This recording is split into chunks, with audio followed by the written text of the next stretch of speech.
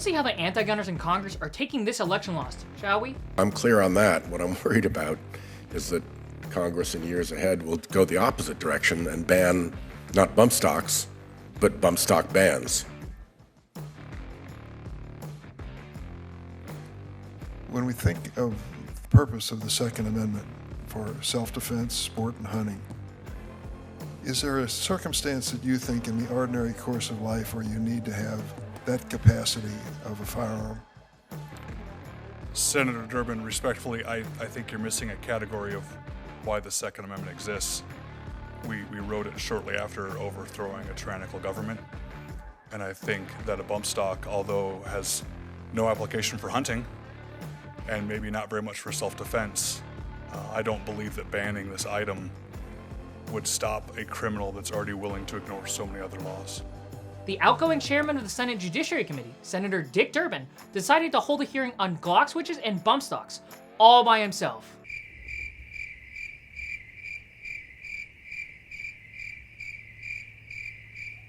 Now, it's pretty funny that the anti-gunners could mess up a hearing with no opposition from other senators, as the Republicans were holding their leadership election at the same time. But not to worry, GOA was watching, and boy, do we have some funny clips to share. Hi, I'm Ben Sanderson, and you're watching the Minuteman Moment. Just to get you up to speed on this topic, the hearing was about how we could stop criminals from getting their hands on machine gun conversion devices like Glock switches and autosears, despite the fact that they're already heavily regulated under the NFA and the Gun Control Act. What was the brilliant solution that Senator Durbin proposed? Was it to crack down on the illegal imports of Chinese-made Glock switches? Target criminals and prosecute them for owning these items? Nope. He just wanted to make it super duper illegal to own them. And what's even funnier, he wants to do the exact same thing with bump stocks. Despite the fact that the Supreme Court recently confirmed everything GOA has been saying for years, that bump stocks are not, in fact, machine guns. And even if they were, machine guns are protected by the Second Amendment. But somehow, Senator Dunce Durbin decided to think he knows better than the Constitution and the premier constitutional lawyers in this country. In fact, he even doubled down, trying to guilt Senate Republicans who recently opposed the bump stock ban bill. The kicker? That bill would have banned all semi-automatic firearms.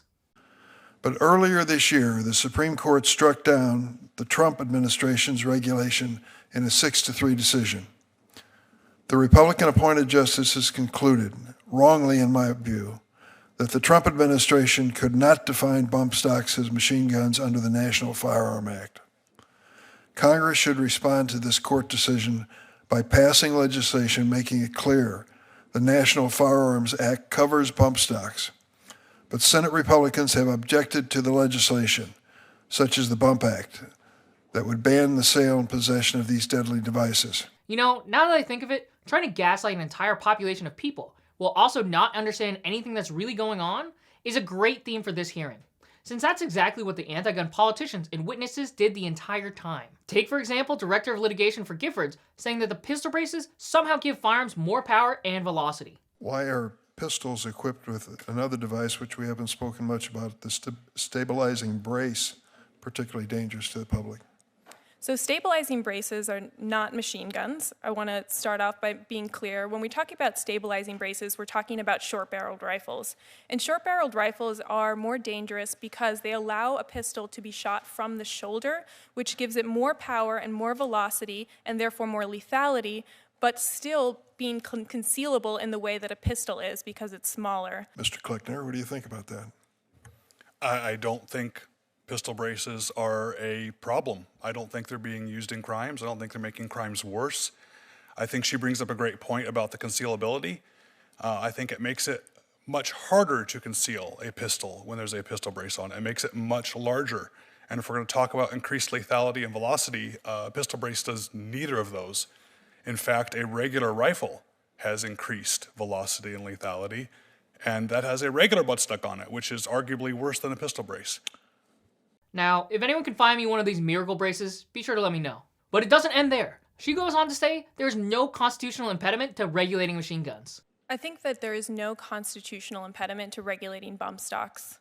The Supreme Court has made incredibly clear that machine guns can be regulated, that machine guns are unprotected by the Second Amendment, and bump stocks are machine guns in that they approximate rates of fire that can only be achieved by fully automatic weapons.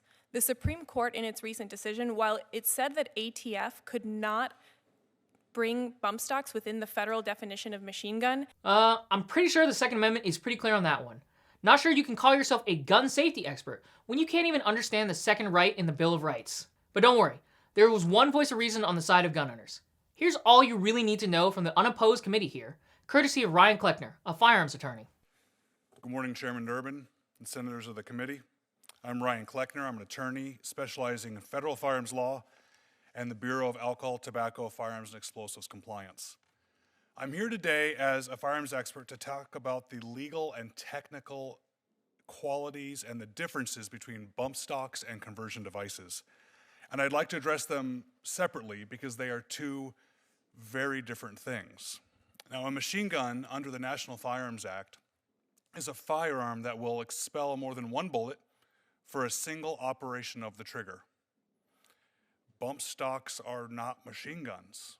They are pieces of plastic that can be put onto some firearms in place of their standard buttstock that allow someone to bump fire the firearm. Now, the term bump fire, that's not illegal. Matter of fact, I can bump fire a firearm without a bump stock. Bump firing is nothing more than allowing a firearm to move rearward under its recoil and then be pulled back into a stationary trigger finger. Now, bump stocks do make it easier for some people to bump fire, but that's all they are. The fundamental operation of the firearm has not been changed. The trigger still needs to be manipulated every single time a bullet comes out of the firearm, just like it was designed and intended. Now, putting this into perspective of how big of a problem bump stocks by themselves are, the FBI's most recent crime stats from last year say that all rifles were used in about 15,000 incidences of violent crime. Includes all categories of violent crime by the FBI. Blunt objects, such as hammers, were used 78,000 times. More than 5 times more than all rifles, not just rifles which could have a bump stock, or even the smaller category of rifles that actually did have a bump stock on them. The only evidence I can find of a bump stock being used is the horrible, horrific 2017 Las Vegas shooting. And what that mass murderer did was horrific. I don't think a bump stock being on some of his firearms makes a difference enough to try to redefine the law about what these items are. But the reality is, this awkward in-between time after the Senate flipped and when the new senators are sworn in can be dangerous for gun rights. In this case, it's the last chance for the anti-gun Senate majority to try and pass as much gun control as they can before being put in the backseat for at least the next 2 years. This 100% means they'll be pushing as much as they can onto last-minute funding bills. That's why you need to pick up your phone and call your congressmen and senators and tell them no gun control during the lame duck session. And also be sure to sign up for our email alerts for more specific details in our fight against gun control before the new Congress. Now, thanks for watching. Be sure to like, comment, and subscribe to stay up to date with GOA's latest fights for your rights.